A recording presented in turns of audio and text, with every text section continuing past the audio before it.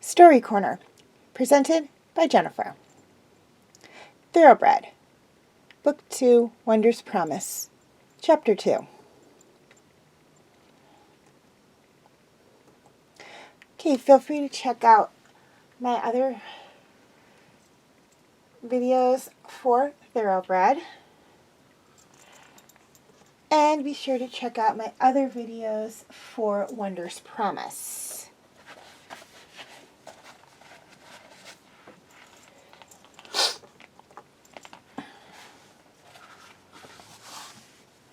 Linda left late in the afternoon, after she and Ashleigh had brought Wonder into the barn for the evening. Ashleigh waved goodbye to Linda, then went home to set the table for dinner. Her sister was already in the kitchen, reading a teen magazine at the table.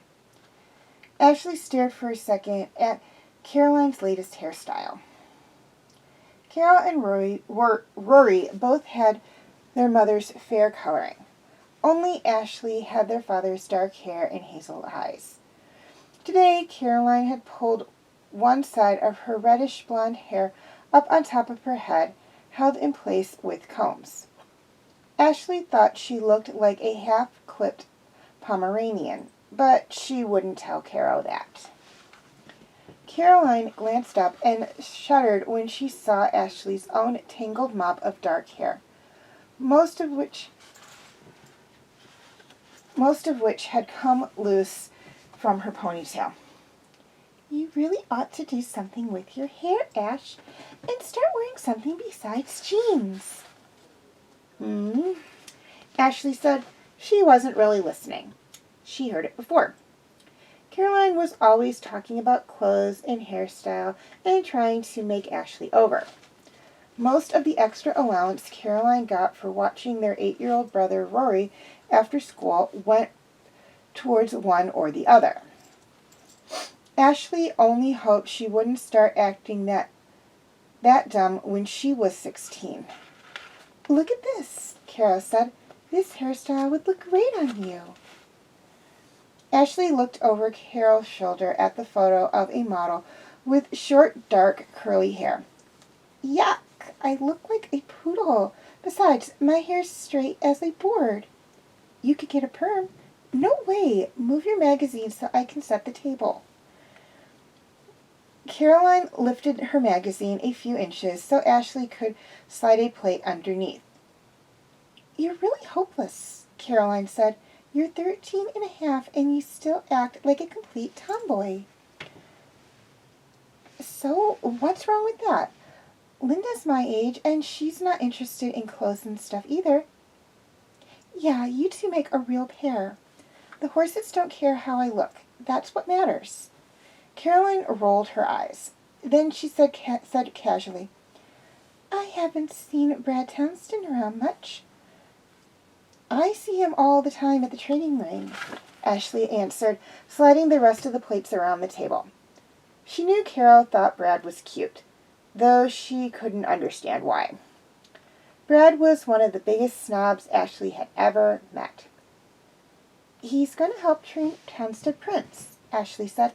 "If you're so interested, you should go over and watch, or come riding with me sometime." Caroline flipped a page of the magazine. "Maybe I will." Ashleigh gave her sister a startled look. Caroline hardly ever went riding. She learned how to ride when she was little, like Ashleigh and Rory, but she didn't really like it. She'd been afraid of riding ever since a horse had almost run away with her. Rory burst into the kitchen. "Hi, Ashleigh," he cried. "Will you take me riding on Mo tomorrow? Caroline doesn't want to." "Sure," Ashleigh said, smiling at her little brother. "We'll go right after you get home from school." Suddenly, Caroline looked up from her magazine.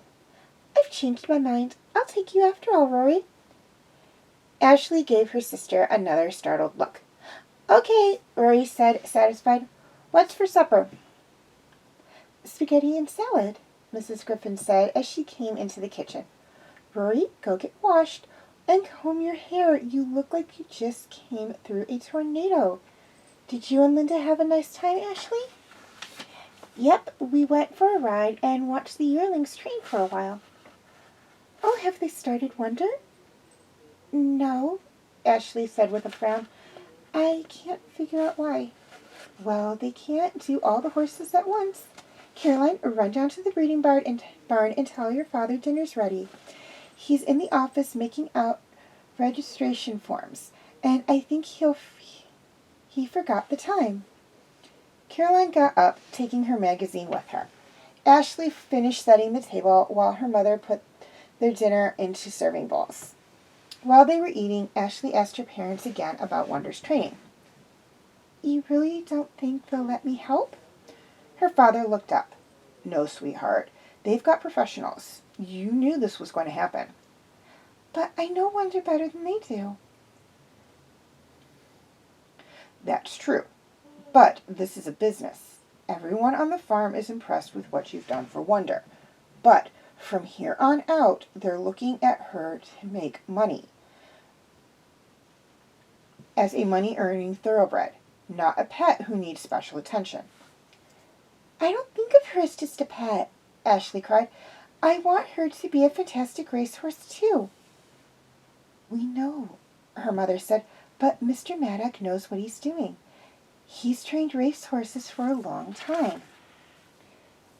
"He's turned the yearlings over to Jennings," Ashleigh said sulkingly. "And I'm sure he knows what he's doing," her mother said. Ashleigh was silent for the rest of the meal, but as soon as everyone was done, she excused herself. It was Caroline's night to clean up. "I'm going down to the stables." "Just a minute, young lady," her father said. "You spent almost the whole weekend with Linda. What about homework?" For once, Ashleigh could smile about homework. "It's done. I finished in study hall Friday." "All right, just remember what happened before." How could Ashleigh forget being grounded for months because of her lousy grades? She hadn't even been allowed to take care of Wonder. She had no interest in that happening again. "I know, Dad, and I'm doing well this year. Honest." "I certainly hope so. Don't stay out there too late."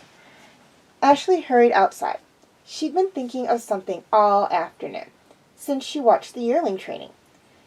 It bothered her more than she thought that someone else would be in charge of Wonder's training. But there was one thing she was determined to do, and that was to be the first to sit on Wonder's back. The barn was quiet. The horses had eaten and were dozing in their stalls. The staff had all gone to their quarters for the night. But Ashleigh went to Wonder's stall. Before Ashleigh went to Wonder's stall, she collected a wooden stool that the groomers used to reach the higher shelves in the tack room. Wonder perked up and nickered as Ashleigh came to her stall door. Ashleigh slipped into the stall. "Here, I brought you some dessert," she said, giving Wonder some slices of apple. She ran her hand over Wonder's sleek back. "I think you're going to start your training soon," Ashleigh said. The filly looked at her alertly, a soft, affectionate expression in her brown eyes, listening to Ashleigh's voice. "We're going to try something new tonight," Ashleigh said. "You're going to have to get used to a saddle and someone sitting on your back pretty soon. And I think you'll feel better if I was the first one." Ashleigh hesitated. "Besides, I want to do something to help train you." Wonder nuzzled Ashleigh's palm and woofed. Ashleigh brought the stool into the stall. Wonder sniffed it inquisitively as Ashleigh set it down. "I just want you to get used to the weight of a rider," Ashleigh said. "All I'm going to do is lean over your back, okay?" Wonder continued watching and listening curiously. "You know I would never hurt you. I just need to move the stool over next to you so I can stand on it." Ashleigh reached one hand around and moved the stool closer to Wonder's side. Then she climbed up on it. Wonder craned her head around and nudged Ashleigh with her nose. "Now I'm going to lean over your back." Ashleigh placed both of her hands on the filly's smooth back. She pressed down slightly so Wonder could feel the weight. Wonder rippled her muscles, but stood quietly. Ashleigh leaned farther forward, dropping her upper body over Wonder's back. The stool wobbled in the straw, and Ashleigh quickly straightened. As she did, someone cleared his throat just outside the stall. Ashleigh froze, then looked over her shoulder. She let out a sigh of relief. "Oh, it's only you, Charlie." "Lucky for you it is," the old man said. "If anyone else caught you trying to mount that filly, especially all by yourself in the barn, you'd be in a lot of trouble." "Wonder wouldn't hurt me," Ashleigh said, patting the filly. "Maybe not deliberately," Charlie scowled, "but she's not used to anyone hanging on her back. Either she could easily panic and throw you. What are you trying to mount her for anyways?" "I wanted to get a head start on her training." "You won't be breaking her for a rider for a while. Not until she's doing okay on the lounge line." "I know, but I won't be able to help with that. I just thought it'd be easier if I got her used to some of the stuff. Getting used to a rider will be her hardest part." "That's what they got trainers for," Charlie said gruffly. Then his tone softened slightly. "Well, if you're so determined, at least let me hold her for you." As he unlatched the stall door, Ashleigh flashed him a big smile. "Thanks, Charlie." "Don't thank me. I'm probably only helping you get yourself into trouble." Wonder nudged Charlie's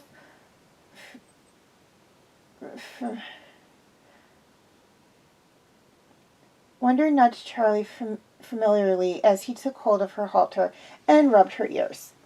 They were old friends. Charlie had helped Ashleigh nurse the filly through her influenza and had given Ashleigh advice about feeding and conditioning Wonder later on, when Mr. Townstead nearly decided to sell the undersized foal. For all he'd done, though, Charlie didn't like word of it getting around the farm.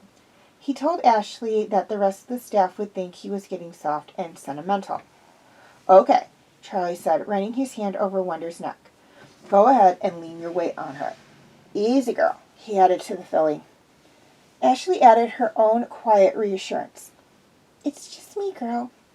Carefully, she slid her arms across Wonder's back and lowered the weight of her upper body. For an instant, Wonder snorted in surprise. She flicked her ears forward and sidestepped nervously. Charlie held her. "Easy now, easy." He let Wonder turn her head so that she could see it was only Ashleigh. Then Ashleigh slid forward so that she was balancing over Wonder's back on her stomach. Wonder wasn't sure what to do.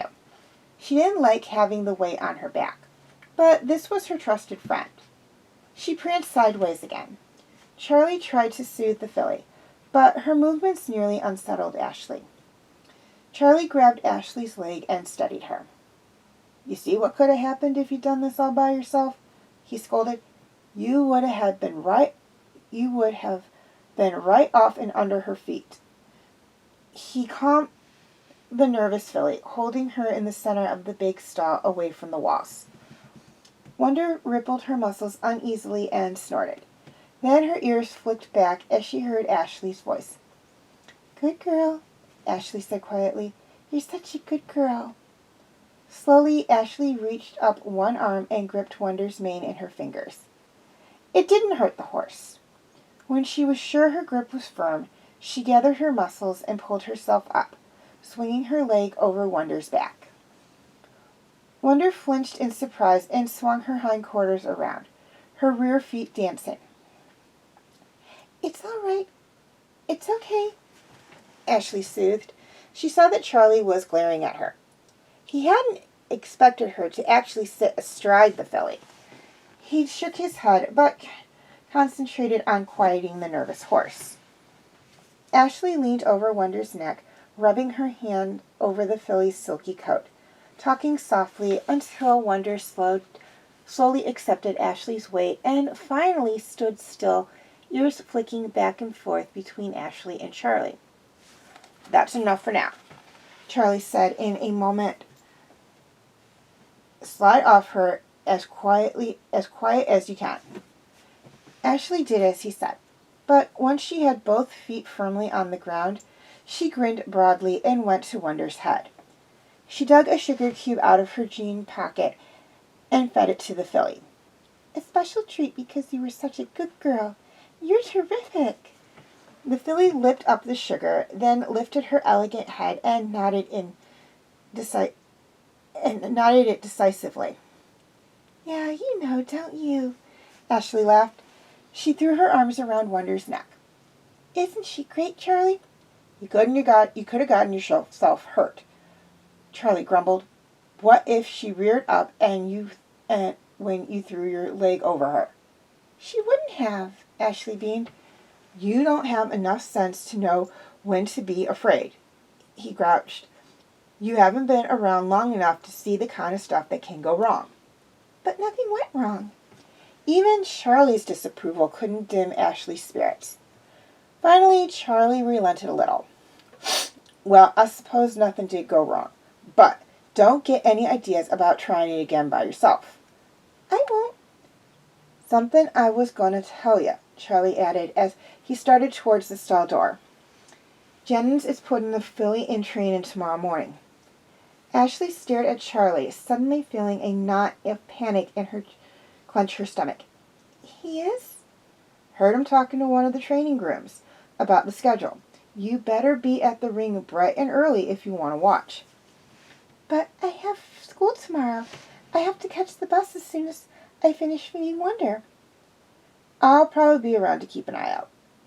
With that, Charlie let himself out of the stall and headed out of the barn. When he was gone, Ashleigh turned to Wonder. "Did you hear that, girl? You're going to start training."